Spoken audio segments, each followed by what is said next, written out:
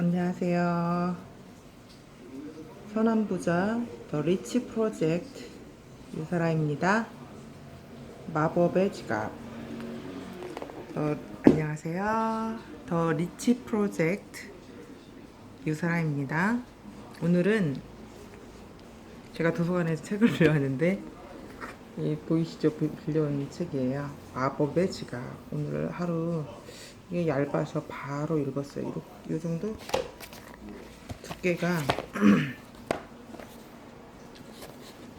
별로 두껍지 않아요.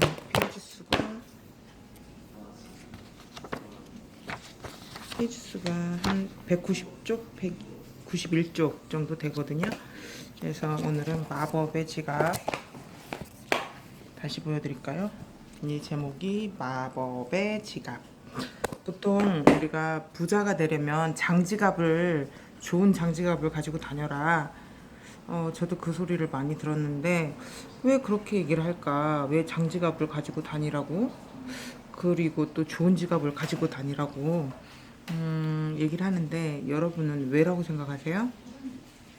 저도 잘 모르겠더라고요. 그래서 저도 좋은 지갑으로 하나 장만해볼까 하다가 괜히 요즘 절약해야 되는데 낭비하는 건 아닌가 싶어서 그냥 사진 않았습니다. 그냥 있는 지갑을 잘 정리해서 썼는데 마법의 지갑에서 신인철이라는 지은이가 그 소설로 구성돼 있어요. 소설로 구성돼 있는데 6사람을 여기서 등장시키는데 부자 6사람을 통해서 어떤 지갑의 의미가 담겨 있는지, 왜 좋은 지갑을 써야지 부가 우리에게 오게 되는지 이유를 알려주고 있어요. 잠깐만요. 문 좀 닫을게.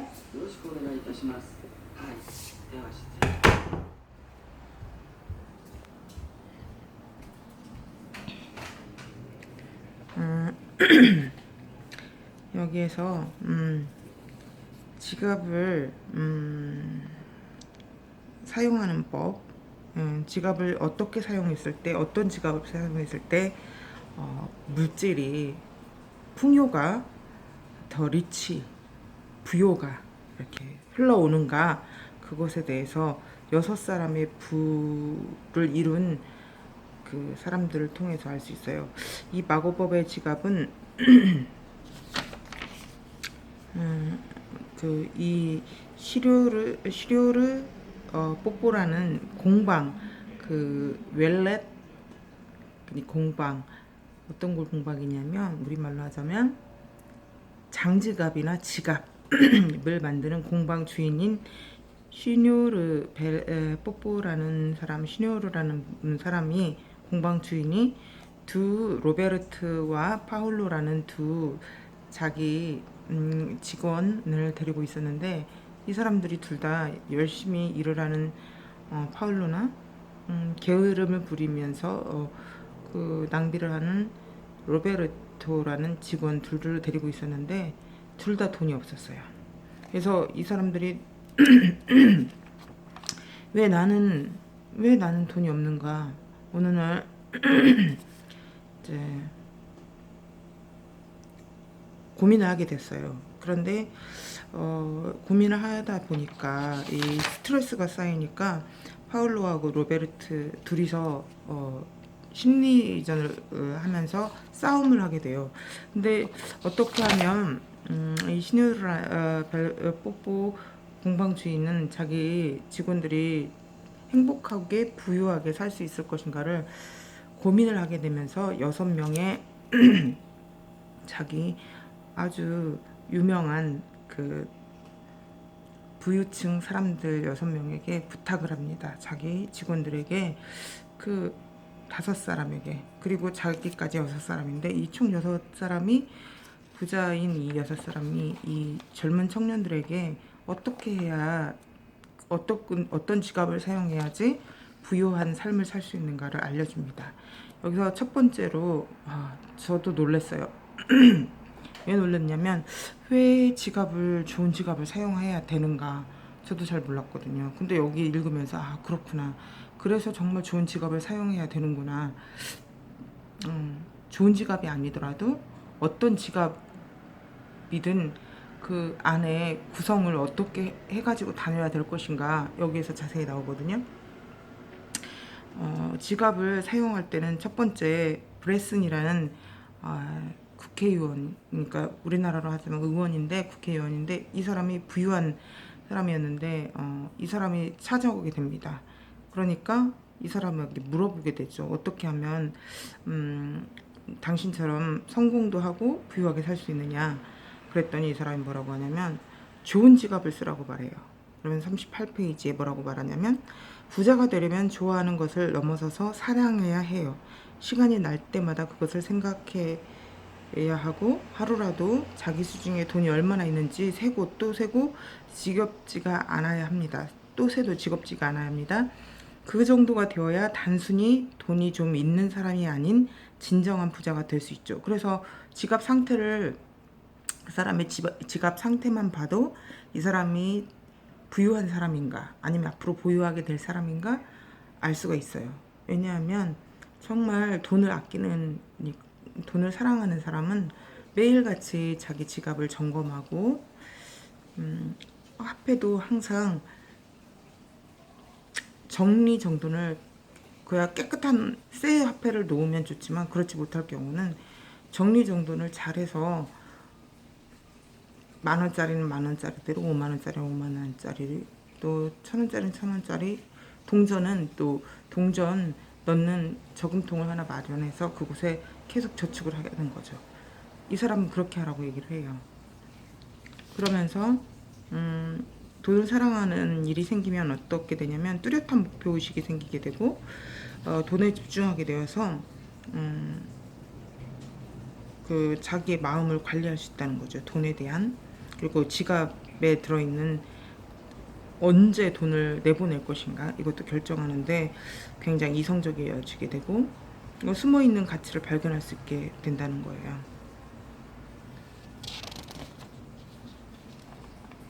그러면서 43페이지에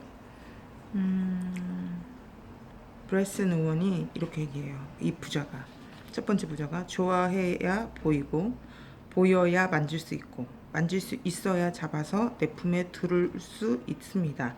돈을 진심으로 사랑하세요. 그러면 여러분도 50년 뒤에 브레슨 앤 푸드라는 회사 아니 그보다 더 큰 회사의 차장이 되어 있을 테니까요. 라고 이렇게 브레슨 의원은 의원이기도 하지만 이 사람은 큰 푸드 회사 우리나라로 하자면 CJ나 뭐 이런 정도의 큰 회사를 운영하고 있었기 때문에 돈을 사랑하다 보면 이게 만질 수 있고 만지다 보면 자기가 진심으로 사랑하는 이 돈을 두기 위해서 노력을 하게 된다는 거죠. 이 사람이 말한 브레슨 의원이라는 이 사람이 말한 것은 좋은 지갑을 사용해라. 그래서 거기서 말한 것은 뭐 정말 값어치 있는 좋은 지갑을 말하기도 하지만 이 공방은 지갑을 만드는 공방이었어요. 그래서 되게 그 지역 그 나라에서도 유명한 수제 공방이었거든요. 지갑을 만드는 수제 공방. 그래서 부유층의 인사들이 이곳에 와서 지갑을 사가는 게 유행이었어요. 그래서 50년 된 지갑을 만드는 공방이었는데 많은 부유층의 사람들이 오가고 있었습니다. 그래서 이 첫 번째 부유한 사람이 좋은 지갑을 사용해라. 근데 우리는 좋은 지갑을 사용하지 못할 경우도 있잖아요. 당장 그럴 경우에는 지금 현재 사용하고 있는 지갑을 뭐 깨끗한 지갑으로 저렴하지만 깨끗하고 또 보기 좋은 지갑으로 바꿔도 되고 바꿀 수 없는 그런 형편이라면 바꾸지 않아도 되는데 그 안에 있는 돈들을 잘 정리정돈하고 매일같이 확인하고 오늘은 얼마가 나갔는지 기록하고 이거를 하라는 거예요. 그리고 두 번째는 스펜서 대법관인데 이 사람은 이렇게 얘기를 해요. 이 사람은 너의 룰을 지켜라. 너의 규칙을 지켜라. 이렇게 말하고 있는데 영어로 한번 읽어볼까요? Keep your rule for money. 그러니까 돈에 대한 자기의 룰을 규칙을 세우고 그거를 지키라는 거예요. 첫 번째 그 법인데 지갑에서 나갈 때는 3번을 생각하고 돈을 내보낼 때 3번을 생각하라는 거예요. 그리고 돌아올 때는 뭐 받아야죠. 그리고 두 번째 법인데 물건은 사는 것이 아니라 가치를 사들여라. 아무리 좋은 물건이라도 내 가치 기준에 맞지 않으면 1페니라도 지불하지 말라. 여기서는 페니를 하고 말하고 있네요. 유럽 쪽이라서. 그리고 아니 페니가 아니고 미국이에요. 미국. 그리고 세 번째 여기서 뭐라고 했냐면 두 번째 이 예를 들면서 뭐라고 했냐면 스펜서 대법관이 이 청년에게 그러니까 keep your rule for money에 대해서 얘기하면서 예를 들어서 얘기를 해요. 좋은 술을 마셨을 경우에 과연 이 돈의 가치를 측정해 보시고 그리고 지나가는 행인 거린에게 줬을 때 1,000원을 줬어요. 그러면 이 1,000원은 어떤 가치를 부여하고 있는가? 그리고 1,000원을 가지고 코카콜라를 샀어요. 그러면 이 코카콜라가 남죠. 그리고 1,000원을 가지고 주식을 샀어요. 그럼 주식은 또 이렇게 올라갈 수 있잖아요. 가치가. 이 두 번째는 keep your rule for money는 그 규칙을 정해서 이 돈이 또 다른 가치를 창출할 수 있는 돈인가, 그렇지 않으면 그냥 없어지는 돈인가, 일회성으로 그걸 잘 파악해서 돈을 내보내고 들여오라는 거죠. 세 번째, 나중에 가치를 돌려받을 수 있는 것이 아니면 지갑을 열지 마라. 이게 세 번째도 마찬가지예요. 두 번째와 똑같이 물건은 사는 것이 아니라 가치를 사들여라. 그래서 두 번째도 마찬가지고 세 번째도 마찬가지고 가치 있는 곳에 1,000원짜리 한 장이라도 100원짜리 하나라도 투자를 할 수 있는 곳에 투자라는 것은 다음에 좋은 열매나 결실로 돌아온다는 것이잖아요. 그래서 두 번째 스펜서 대법관이 뭐라고 했냐면 규칙을 지켜라. 돈에 대한. 그리고 세 번째 또 누가 오냐면 티엔통 교수라는 이분은 대학 교수인데 이분도 이곳에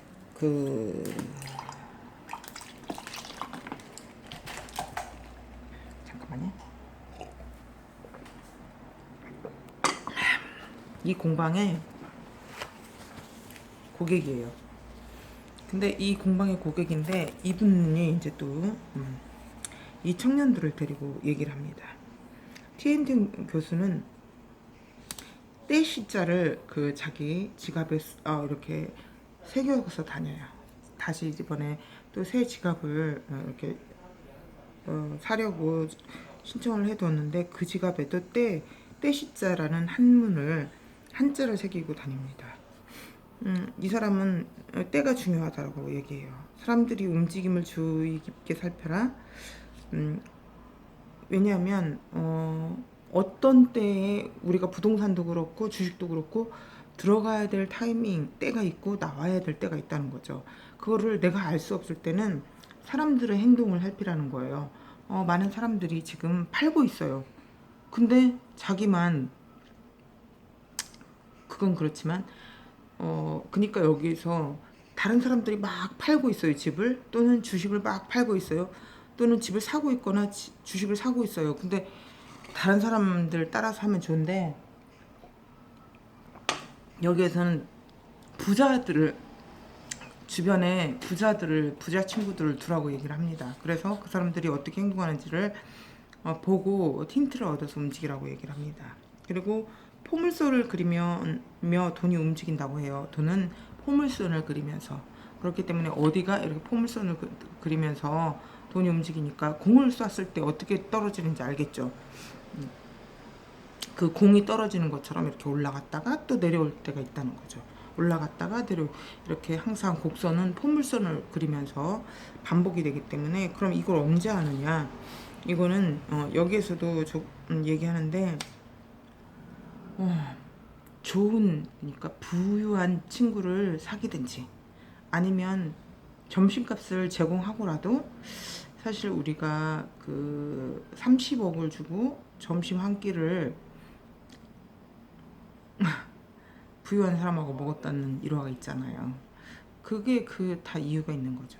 왜냐하면 그 사람들은 언제 주식이 떨어질지, 언제 집값이 떨어질지를 알고 있기 때문에 그래요. 뭐 언제 떨어질지 오를지 정확하게는 모르지만 그 어느 정도 패턴을 다 알고, 워런 버핏 같은 경우도 그 사람은 어느 정도 패턴을 알고 있기 때문에 언제 떨어질지 언제 올라갈지 그것까지는 다 정확한 시점까지는 알지 못하지만 감각이 있기 때문에 그 사람들과 30억을 주고서라도 식사를 하려고, 점심 한 끼라도 하려고 하는 거예요. 그래서 티엔통 교수가 때를 잘 알아서 투자를 해라, 돈을 흘려보내라, 그리고 얘기를 하고, 지오다노 회장이 있어요. 네 번째, 이 사람은 가장 가치 있는 곳에 적절하게 자신의 부를 분배하고 잘 관리해 나가는 사람이 진정한 부자인 것이야 라고 얘기를 합니다. 근데 보통 사람들은 돈을 쥐고 있다가 기회를 놓친다고 합니다. 그러니까 돈을 보내야 될 때는 보내고, 이제 너가 가서 네 친구랑 네 많은 친구들을 데리고 와라 이렇게 얘기하면서 투자를 어디에다 해야 될지 때시자, 이 사람은 항상 지갑에 때시자를 새겨서 그 수제 공방에 맡긴다고 해요. 그래서 자기 지갑을 가지고 열 때 항상 때시자를 바라보면서 지금 투자할 타이밍인가 아니면 지금 걷어들일 타이밍인가, 이것을 항상 파악한다고 합니다. 그리고 다섯 번째는 피터슨 의원인데, 돈이 벌어다 주지 돈이 돈을 벌어다 준다고요. 이게 무슨 뜻이냐면 돈이 돈을 벌어다 주는 순환을, 고리를 만들라는 것입니다. 그러니까 시스템을 만들 때 돈이 돈을 버는 시스템을 만들어라. 근다고 해서 나는 놀아야 되느냐, 그건 아니고, 자신도 이렇게 일을 해야 되거나 아니면 뭐 일을 하지 않는 전업주부라면 뭐 주부로서 일을 열심히 하면서, 그리고 또 가장 좋은 거는 뭐 현금 흐름이 있는 게 가장 좋겠죠. 그래서 이 다섯 번째는 부자가 얘기를 합니다. 뭐라고 말하냐면, 아무튼 돈이 돈을 벌어다 주는 순환고리를 만들어라. 그러니까 시스템을 만들어라고 얘기합니다. 지오다노 회장이 이렇게 얘기해요. 이 사람도 부유한 사람이었어요. 그래서 이 지갑 공방의 손님이었죠. 그리고 마지막으로 나만의 지갑은 따로 있다. 피터슨 위원인데 이 사람이 이렇게 얘기를 해요. 나만의 지갑은 따로 있다.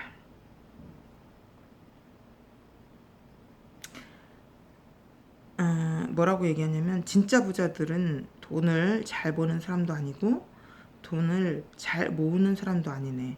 그들은 다만, 진짜 부자는 다만 돈을 위한 시스템을 잘 만드는 사람일 뿐이네. 이렇게 이분이 말한 게 돈에 대한 시스템이네요. 지오다노 회장. 그리고 마지막으로 이 시뇨르 뽀뽀르의 이 공방 주인, 그러니까 이 웰렛, 이 지갑 만드는 공방의 주인이 시뇨르예요. 근데 이 공방이 길게